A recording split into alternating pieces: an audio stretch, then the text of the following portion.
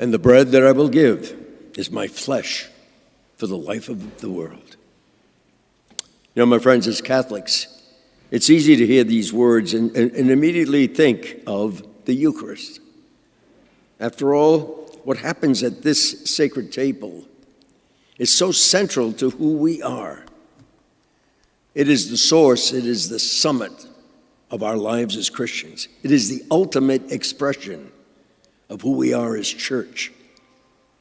And while it is of central importance to us, that doesn't mean that it's so easy to wrap our heads around, or that we have a full and complete understanding of this profound mystery.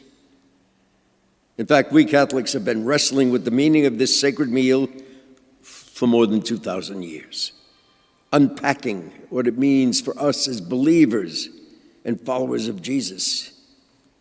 If the Eucharist still makes you ask, how can this be?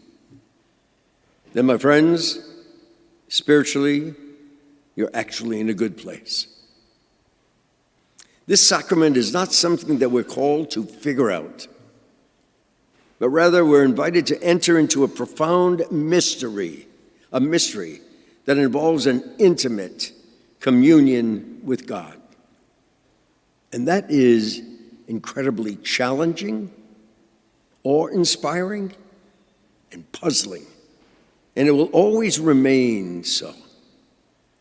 And because of its central role to our lives as Catholics, every 3 years, on 5 consecutive Sundays, we read from the 6th chapter of John's Gospel, often called the Bread of Life Discourse. And so this is week 3 of our journey through some of the most puzzling things that Jesus ever said. You know, I often wonder what the disciples thought as Jesus kept saying things like, I am the bread that came down from heaven. Because these words took on deeper meaning for the disciples after Jesus' death and resurrection, as they gathered to share a meal, fulfilling what it is that Jesus asked them to do. And ever since then, when we hear Jesus say that this bread is his flesh for the life of the world, I think 2 things immediately come to mind. His sacrifice, his ultimate sacrifice on Calvary, and this sacred meal that we share.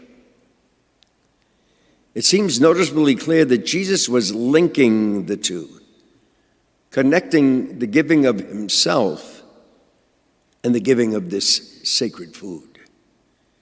And we still see it that same way today. We believe that the sacrifice of Jesus becomes present to us every time we do at this Eucharistic table what he has called us and asked us to do. You know, my friends, it's as if time has ceased and we are in some sort of eternal space, a place where we are united with Jesus and every believer who shares in this meal, past, present, and future. That is true communion. You know, what an incredible reality this is. What an incredible gift it is. And the bread that I will give is my flesh for the life of the world. You know, knowing what was on the horizon for Jesus, those words almost give me goosebumps whenever I hear them. Here was a man, and our God, who was going to make the ultimate sacrifice, who was going to love and only love, even if it meant that he would have to give his life. No sacrifice was too great for the good of those whom he loved. And that, my friends, means you and you and you and you and me and all of humanity. But what if those are words that apply not only to Jesus, but also foreshadow what he was about to do? But what if those words are supposed to apply to us?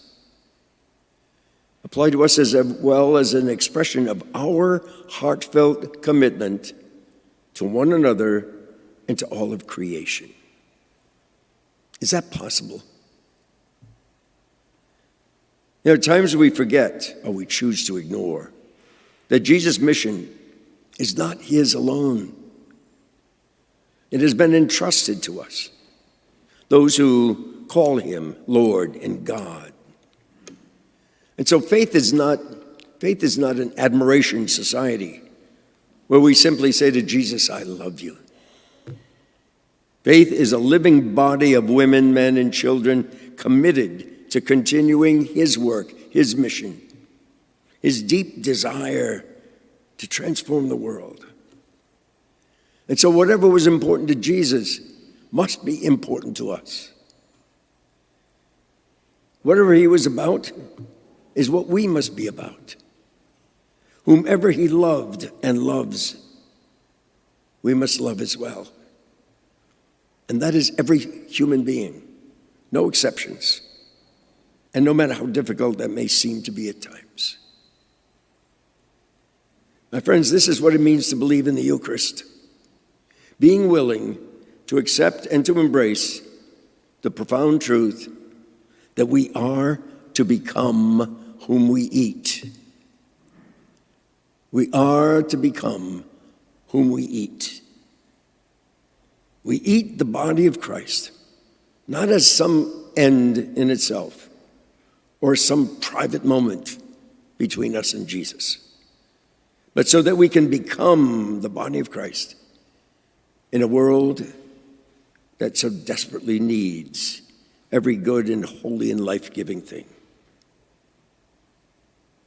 So, my friends, are we willing to make Jesus' words our own? Are we willing to sacrifice our own desires, our own wants, to serve the needs of others? Will we try to love as he loves? Forgive as he forgives? Show mercy and understanding and generosity and compassion as he does? Or are these words, and the bread that I will give is my flesh for the life of the world, only true for Jesus? That's the question before us. That's a question that each of us may answer each and every day.